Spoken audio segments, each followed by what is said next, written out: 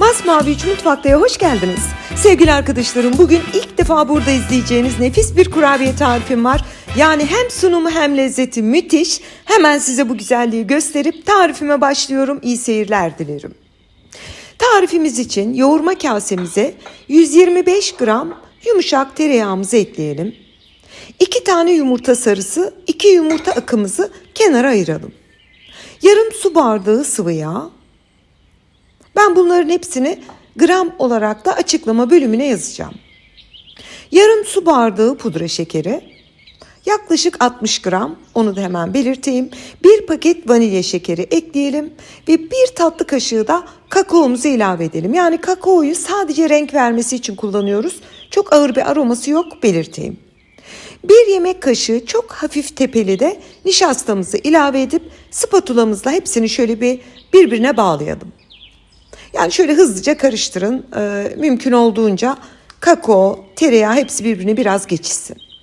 Şimdi sevgili arkadaşlarım, her zaman belirtiyorum. Kurabiyelerde asla 1 paket kabartma tozu eklemiyoruz.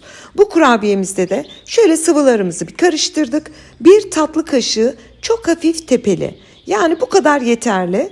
Kabartma tozumuzu ekleyelim. Kabaca bir karıştırıp unumuzu ekleyerek hamurumuzu yoğurmaya başlayalım. Toplam un miktarımız bende 2,5 su bardağı tam denk düştü. Ama siz yine de dikkatli ekleyin. Hani yumurtanızın sarısının büyüklüğüne göre ununuzun miktarı değişebilir. İlk etapta bir 2 su bardağı ekleyin. Duruma göre ilave edersiniz. Unu ekledim. Yine kabaca bir karıştırıyorum ve elimle yoğurmaya başlıyorum. Hemen bu kurabiyenin hikayesini de siz izlerken ben anlatayım. Kızım ben Instagram'da bir tabak görmüştüm ve demiştim ki ne kadar güzel bir tabak. Kızım bunu duymuş, benden habersiz bu tabağı ta Avustralya'ya sipariş vermiş, özel el yapımı bir tabak ve bana hediye etti. Ben de o tabağa layık yepyeni bir tarif sunmak istedim. Yani bunu kızımın hediye ettiği tabağa özel hazırladım. Yani ilk defa burada izleyeceksiniz. Şu anda kurabiye hamurumuz hazır. Un kurabiyesi gibidir. Bunu böyle de pişirebilirsiniz. Ağzınızda dağılan nefis bir tattır, belirtmek isterim. Şimdi 2 tane yumurta akımızı kasemize alalım. Tel çırpıcıyla şöyle biraz beyaz rengine getirelim. 1-2 dakika çırparsanız bu kıvama geliyor. Hafif köpürsün ve beyaz bir kıvam alsın. Şimdi hazırlamış olduğumuz bu yumurta akına diğer malzemelerimizi ekleyerek kurabiyemizin orta kısmını ayarlayalım. 1 paket vanilya şekeri, 1 yemek kaşığı çok hafif tepeli pudra şekeri ve Hindistan cevizimizi ilave ediyoruz. 1,5 su bardağı Hindistan cevizi ekledim. Yaklaşık 130 gram. Onu da spatula ile kabaca karıştırın. Daha sonra da elimizle güzelce yoğuralım. Yani bunu tutması için kullanıyoruz. Yumurta akı Hindistan cevizini tutan tutkal görevini gören bir malzeme. O yüzden iyice karıştırın. Hindistan cevizinin her tarafına mutlaka yumurta akı değmiş olsun.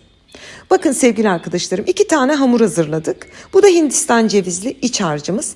Elinizle sıktığınızda tutsun. Şöyle bir elinizle sıkın, tutmuş olsun. Verdiğim ölçüde tam bu şekilde gelecektir. Şimdi hazırlamış olduğumuz kakaolu normal kurabiye hamurumuzdan minik minik bezeler alarak tezgaha dizelim. Bende tam 38 adet yanılmıyorsam çıktı. Bu arada hemen belirtiyorum, ne kadar kakaolu beze aldıysanız o kadar da Hindistan cevizli beze alacaksınız ki ikisi de eşit olsun. Kakaolu hamuru bitirdim. Şimdi de Hindistan cevizli harcımızdan yine şöyle elimle sıkarak, onu beze almanıza gerek yok, zaten alamazsınız, parçalanır. Parmak uçlarınızla toparlayarak onu da yine 38 adet olacak şekilde hazırlıyorum. Çok kolay bir kurabiye aslında. Çalışması çok kolay. Ben çekim yaptığım halde 1 saatte hepsi bitmişti. Şimdi bütün malzemeleri aynı şekilde, bu arada dikkatinizi çekerim, bakın. Yaparken tutmuyor sanmayın. Parmak ucunuzla böyle basarsanız hepsi çok güzel bir şekilde tutuyor. 1 tane kakaolu bezeyi alıyorum. Elimle basarak 7 santim, 6-7 santim çapında açıyorum. Daha sonra kenarlarını, o Hindistan cevizli beyaz harcımızı hafif kenarlarını kapatacak şekilde desen verelim. Çok kolay, çalışmanız çok kolay. Alttaki hamur istediğiniz yere yapışıyor. Ben bu şekilde yaptım. İsterseniz oval şeklinde de yapabilirsiniz. hiçbir sorun olmaz. Hemen tekrar gösteriyorum. Bakın parmak uçlarımla açtım. Bir tane ortasına yerleştiriyorum. Kenarlarını da böyle gelişigüzel ortaya doğru ittiriyorum. Buradaki önemli olan beyaz kısmın tam ortada kapanmış bir şekilde olması. Hatta böyle biraz yamuk yumuk olsun. Çok daha orijinal bir görüntüye sahip oluyorsunuz. Bütün kurabiyeleri aynı şekilde açtım, yerleştirdim ve tepsiye dizdim. Ve kurabiyelerimizin hepsi bitti. Fırına gitmek için hazırlar. Önceden ısınmış alt üst ayar 180 derece fırında 25-30 dakika pişmeye gönderiyorum. Gözünüz fırında olsun her ihtimale karşı ama 25-30 dakika yeterli olur.